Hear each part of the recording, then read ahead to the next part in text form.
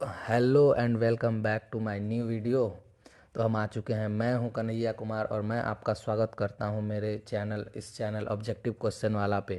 ठीक है, तो आज का हमारा टॉपिक है सी लैंग्वेज। जैसे कि आप लोग जानते हैं जितना इम्पोर्टेंट ये कोडिंग लैंग्वेज है, उतना ही इसका प्रैक्टिस करना बहुत इम्पोर्टेंट है। तो आज हम जाएंगे प्रैक्टिस करने। तो आप मेक श्योर कि आप सब्सक्राइब करना और वीडियो को लाइक करना ना भूलें।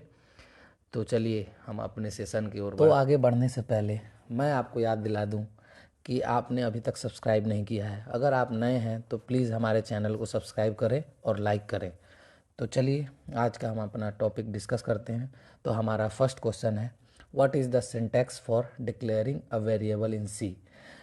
सी लैंग्वेज में सिंटैक्स डिक्लेयर करने के लिए हम क्या यूज़ करते हैं? जो भी चीज़ हम यूज़ करते हैं उसमें जैसे कि डेटा टाइप और वेरिएबल नेम, जो भी नेम लेना है हमको वो लेंगे, और डेटा टाइप जैसे इंट, कैर, फ्लोट, डबल, ये सब चीज़ हम यूज़ करते हैं। तो इसका करेक्ट आंसर हो गया सी। तो हमारा नेक्स्ट क्वेश्चन है, second question, what is the size of an integer variable in C. तो इंटीजर वेरिएबल का साइज़ क्या होता है सी लैंग्वेज में? तो ये डिपेंड करता है सिस्टम पे, सिस्टम आर्किटेक्चर पे। ठीक है, कभी 2 हो जाते हैं, कभी 4 हो जाते हैं। तो इसका करेक्ट आंसर डी है। हमारा नेक्स्ट क्वेश्चन 3 नंबर। तो हमारा थर्ड क्वेश्चन है, what is the use of size of operator in C. तो साइज ऑफ ऑपरेटर का सी में क्या यूज़ है? तो इसका करेक्ट आंसर बी है, find the size of a variable और data type. Size of keyword जो है उसको किसी वेरिएबल और डेटा टाइप का साइज़ पता करने के लिए हम लोग यूज़ करते हैं, जो भी कोडिंग करते हैं उसमें। तो हमारा नेक्स्ट क्वेश्चन है 4 number, what is the difference between i plus plus i and i plus plus in C. तो इसका करेक्ट आंसर जो है बी है। मैं डायरेक्ट करेक्ट आंसर ही बताऊंगा, जो भी करेक्ट होंगे तो आप देख लीजिएगा। जो भी अगर आपको लगे वो आप पहले वीडियो को पॉज कीजिए, उसके बाद टिक मारिए और मेरे आंसर से मैच करना स्टार्ट कीजिए। तो करेक्ट आंसर बी है। आई प्लस प्लस जो है, प्लस प्लस आई जो है increment before using the value, और आई प्लस प्लस जो है increment after using the value. जो प्लस प्लस आई जो हम करते हैं, जो भी हम कंडीशन दिए रहते हैं इफ़ वाले में, तो उससे पहले मतलब वो वैल्यू में पहले ऐड कर देता है, उसके लिए हम प्लस प्लस आई यूज़ करते हैं। और जो फिर जाके कंडीशन में वो सेटिस्फाई करता है, और आई प्लस प्लस जो है वो इंक्रीमेंट करता है, उसके बाद कंडीशन सेटिस्फाई करता है। ठीक है, तो हमारा नेक्स्ट क्वेश्चन है fifth question, what is a pointer in C. Pointer in C, pointer क्या होता है सी में? तो पॉइंटर होते हैं जो एड्रेस स्टोर करते हैं। तो इसका करेक्ट आंसर है a variable that store the memory address of another variable. A answer correct है इसका, जो मेमोरी स्टोर करते हैं अनदर वेरिएबल्स के। ठीक है, हमारा नेक्स्ट क्वेश्चन 6 नंबर। तो what is the purpose of malloc function in C. malloc function का क्या पर्पज़ है सी में? तो एलोकेट मेमोरी डायनेमिकली, मतलब मेमोरी डायनेमिकली ये एलोकेट करता है। ठीक, तो हमारा अगला क्वेश्चन है question number 7, what is the difference between calloc and malloc in C. Calloc और malloc में क्या डिफरेंस है? तो कैलॉक जो है initialise allocated memory to zero, allocated memory को जीरो इनिशियलाइज करता है, और malloc जो है डज नॉट, वो जीरो को इनिशियलाइज नहीं करता है। यही डिफरेंस है। चलिए 8 number, 8 number, what is the purpose of free function in C. Free function का क्या पर्पज़ है सी में? ठीक है, तो मैं करेक्ट आंसर बताता हूँ। इसका करेक्ट आंसर है ए, फ्री एलोकेटेड मेमोरी। फ्री का पर्पज़ है फ्रीली मेमोरी एलोकेट कर सकते हैं हम। ठीक है, हमारा नेक्स्ट क्वेश्चन है 9 नंबर।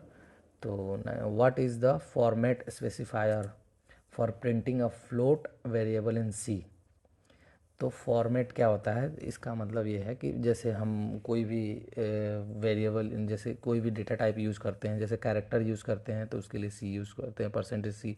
फ्लोट यूज़ करते हैं तो उसके लिए परसेंटेज एफ यूज़ करते हैं, स्ट्रिंग के लिए एस करते हैं और इंट के लिए डी करते हैं, परसेंटेज जी। तो इसका करेक्ट आंसर है परसेंटेज एफ। ठीक है, हमारा next question 10 number, what is the purpose of scanf function in C. Scanf function का सी में क्या पर्पज़ है?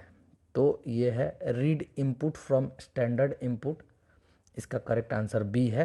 जैसे कोई भी वैल्यू हम इनपुट लेते हैं यूज़र से, तो उसको स्टोर करने के लिए हम स्कैनएफ यूज़ करते हैं।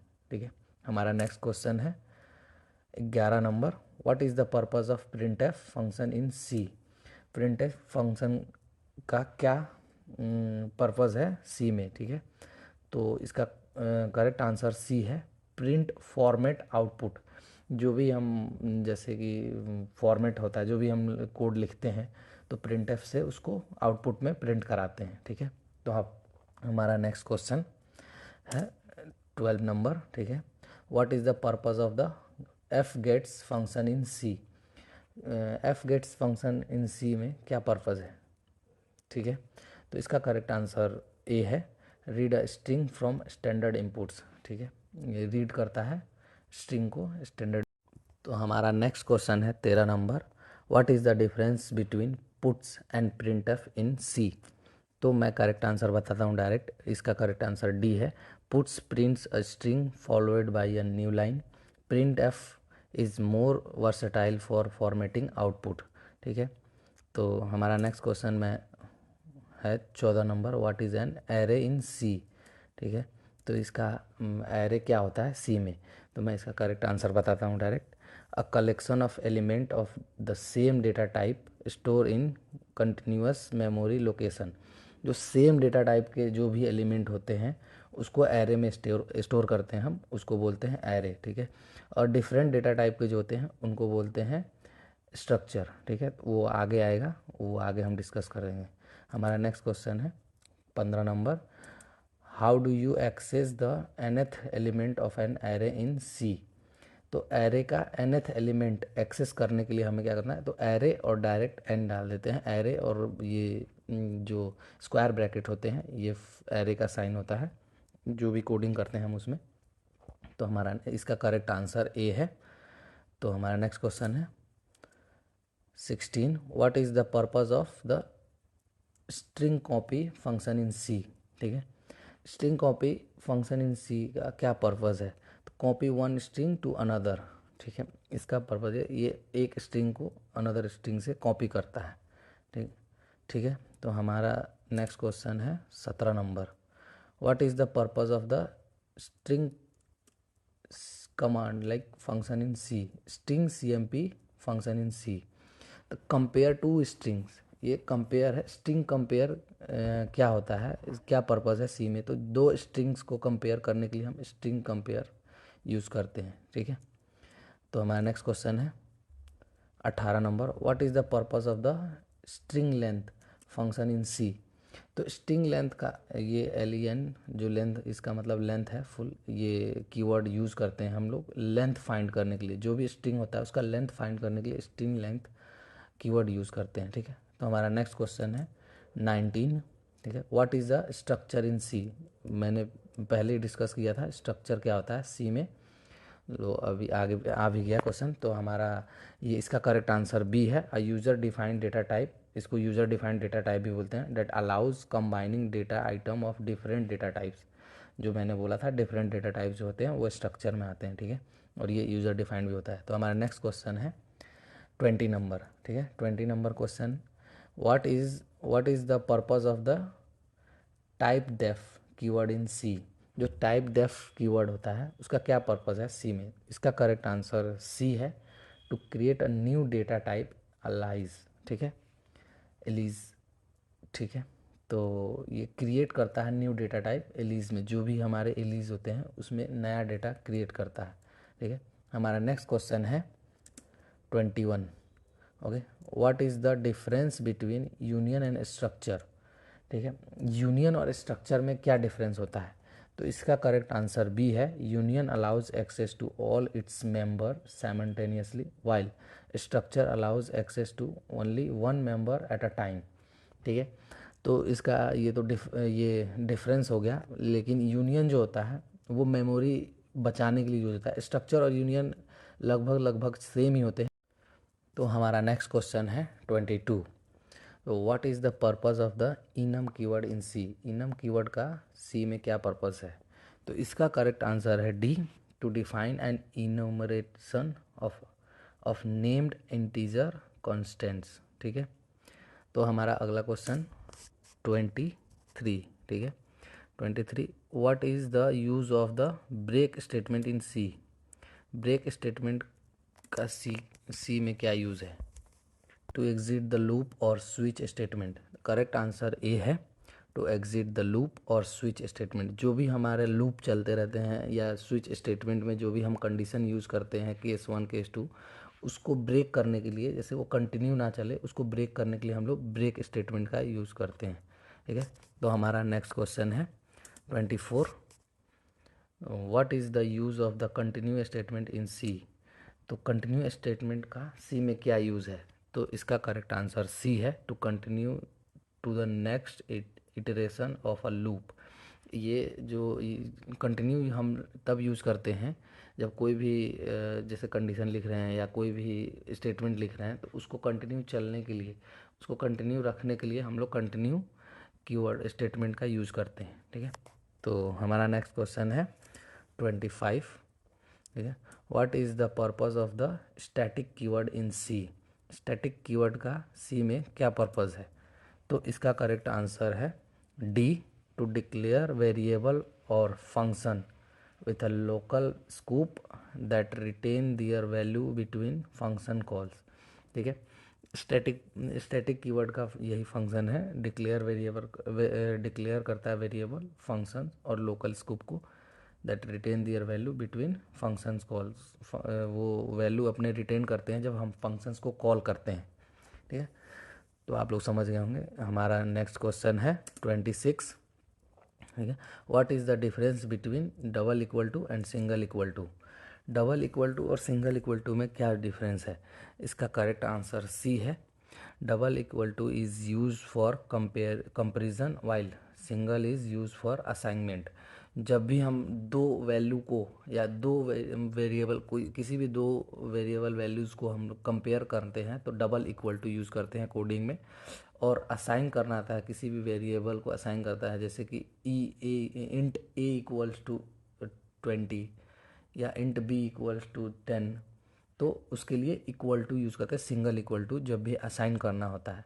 तो इसका करेक्ट आंसर सी है। आई होप आप लोग समझ गए होंगे। अब चलते हैं नेक्स्ट क्वेश्चन की तरफ। Question number 27। What is the use of the operator in C. Operator का क्या यूज है सी में? ठीक है। तो इसका करेक्ट आंसर सी है, to get the address of a variable pointer.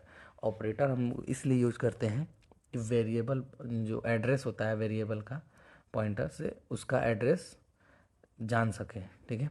तो आई होप आप लोग समझ गए होंगे। तो हम चलते हैं अपने अगले क्वेश्चन की तरफ। 28। What is the use of the operator in C. Star operator in C.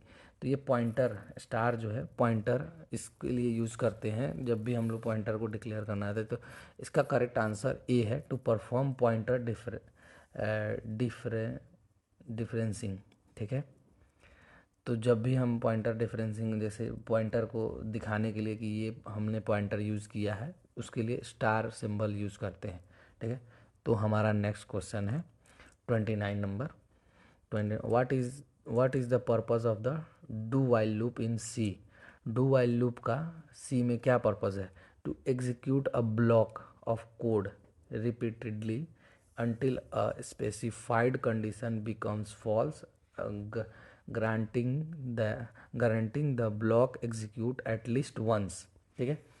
Do while loop का मतलब ये है, जैसे कि हम कोई भी रिपीटेडली कोई भी काम कराना, जैसे कोई भी कोड लिखते हैं उसमें रिपीटली काम हो रहा है, जो भी जैसे संडे मंडे अगर हम प्रिंट करा रहे हैं, हर वीक प्रिंट हो रहा होगा, तो उसके लिए हम लोग डू वाइल लूप यूज़ करते हैं। और डू वाइल लूप और वाइल लूप में यही अंतर है कि डू वाइल लूप एक बार अगर कोड गलत भी हो तो एक बार रन करता है। वो जैसे वाइल लूप पहले कंडीशन चेक करता है, अगर सही है तब रन करता है, नहीं तो ये एक बार रन करता ही है, इसका आउटपुट देगा, उसके बाद कंडीशन चेक करेगा तब आपको एरर दिखाएगा। ये डिफरेंस होता है डू वाइल लूप और वाइल लूप में, ठीक है। तो चलते हैं हमारे अगले क्वेश्चन। तो हमारा आज का लास्ट क्वेश्चन है 30 number. What is the purpose of the include directive in C. Include directive का क्या पर्पस है सी में, ठीक है। जो इंक्लूड हैशटैग इंक्लूड्स हम लोग लिखते हैं सबसे ऊपर हेड में, उसका क्या पर्पस है ये देखते हैं। इसका करेक्ट आंसर सी है, to include external header file providing declaration for function use in the program. जो भी प्रोग्राम में हम लोग एक्सटर्नल हेडर पाइड जो भी हम लोग अंदर लिखते हैं उसको डिक्लेरेशन के लिए हम लोग हैशटैग इंक्लूड यूज़ करते हैं, ठीक है। तो आई होप आप लोगों को ये सेशन पसंद आया होगा। हम अपने तरफ से पूरी कोशिश कर रहे हैं कि आप लोगों को अच्छे से समझाएं और उसके बाद क्वेश्चंस को डिस्कस करें। ये है आज का हमारा लास्ट क्वेश्चन और हमने इसके साथ समाप्त कर दिया। तो अगर आप लोगों को किसी स्पेसिफिक टॉपिक पे वीडियो चाहिए तो हम प्लीज़ कमेंट में डालें, उस पे हम अब वीडियो बनाने की पूरी कोशिश करेंगे। मेक श्योर कि आप लाइक और सब्सक्राइब करना ना भूलें। आपके एक लाइक और सब्सक्राइब से हम लोग बढ़ते हैं और उसी के लिए मेहनत कर रहे हैं। तो चलिए, गुड नाइट और गुड मॉर्निंग जब भी आप ये वीडियो देख रहे हैं। और वीडियो देखते रहिए, पढ़ते रहिए, मुस्कुराते रहिए, हंसते रहिए। चलिए मिलते हैं अगले वीडियो में।